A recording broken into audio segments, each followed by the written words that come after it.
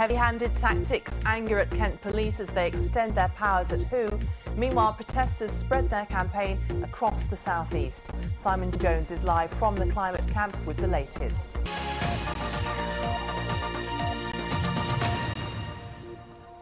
Good evening to you. Welcome to South East Today with Beverly Thompson and me, Jeff Clark. Officers policing the climate camp near the Kingsnorth Power Station in Kent have been granted extended powers to stop and search anyone across the Hoo Peninsula as a war of words grows among protesters, residents and the police. Campaigners who are against plans to build a new coal-fired plant today widen their demonstrations to other sites across the southeast.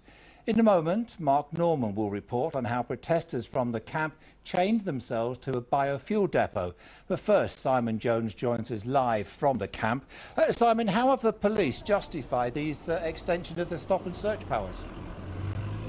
Well, they say these are extraordinary measures for extraordinary times. Now, everyone arriving on the camp is being searched, but from now on, anyone on the whole Hoo Peninsula, be they protesters, residents or simply visitors, can be stopped and searched, and the police do not have to have grounds to do that. They say it's because they're finding too many people carrying things that could be used as weapons, but some of the protesters have told us it's the police who really should be taking a look at their own conduct.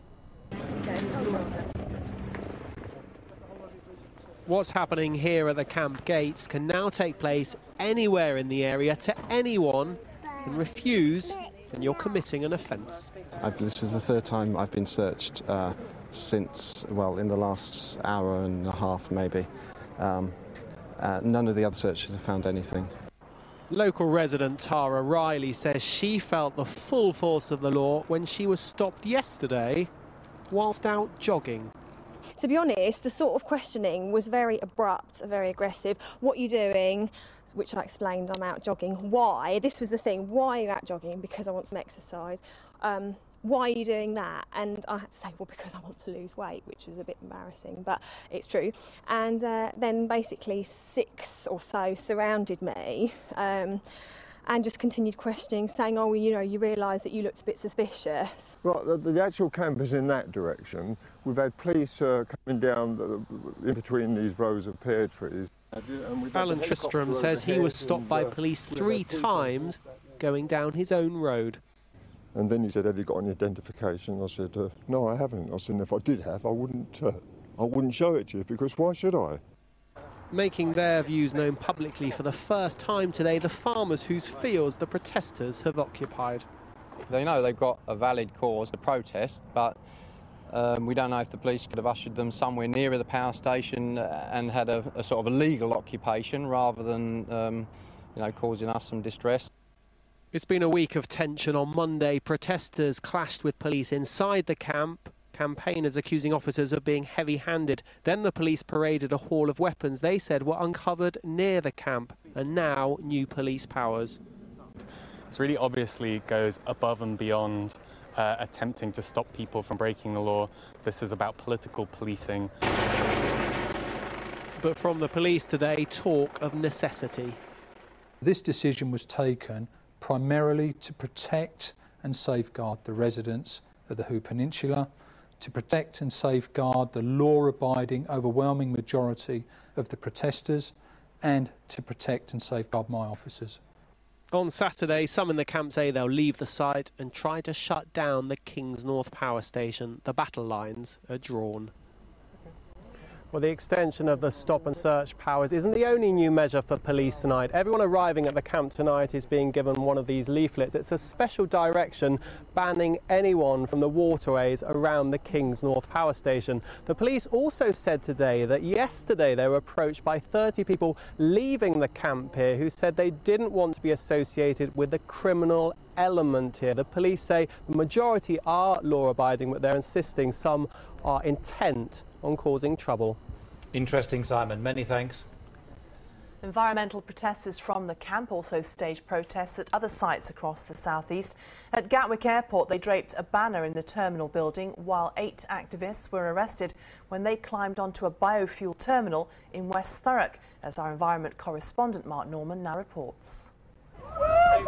Climate campaigners filmed fellow activists who had locked themselves together and blocked an agro-fuels depot entrance near Dartford and then were removed by the police. They pulled us in both directions at once. We were locked on. They were just pulling it, and they said if we wouldn't get away, they were just going to pull. And a lot of people were in a lot of pain. They were shouting, and it's completely brutal, really. At the same time, campaigners had unfurled banners at Gatwick Airport in Crawley. And at the Vopak depot, a number of protesters had entered the site, chaining themselves to a metal staircase. Specialist police officers are talking to the protesters who have chained themselves to the metal stairway that wraps itself around the oil silo. They've been up there for around 2 hours. At this point, it's not clear when they might come down. But while that discussion took place, protesters made their case against agricultural fuels. What this industry is doing is significantly accelerating climate change. It is a major driver of deforestation. We know that green energy very heavily uses palm oil, which is the main driver of Southeast Asia's rainforest destruction at the moment, releasing vast sums of carbon. With that point made, attention turned to the demonstrators and the fact the police had cut them free and arrested all four. On Saturday, climate protesters have vowed to shut down Kings North Power Station, objecting to E.ON's plans to build the UK's first new coal-fired power station for more than 20 years. Mark Norman, BBC South East Today, Thurrock. It's 18 minutes to 7. This is our top story tonight. Police at the climate protest camp near Kings North Power Station have been given extended powers. They're now allowed to stop and search anyone on the entire Hoo Peninsula. And officers policing the climate camp near the Kings North Power Station in Kent have been granted extended powers to stop and search anyone across the Hoo Peninsula. So back now live to Simon Jones at the camp. Simon, any evidence there that protesters and indeed police are gearing up for the main event, which is, of course, on Saturday? Well, I think the fact that police have got these new powers tonight shows that they're taking the threat to Kings North very seriously. This is the very latest tonight. As you can see, people arriving here being stopped by the police and searched. The power the police have now for the whole area.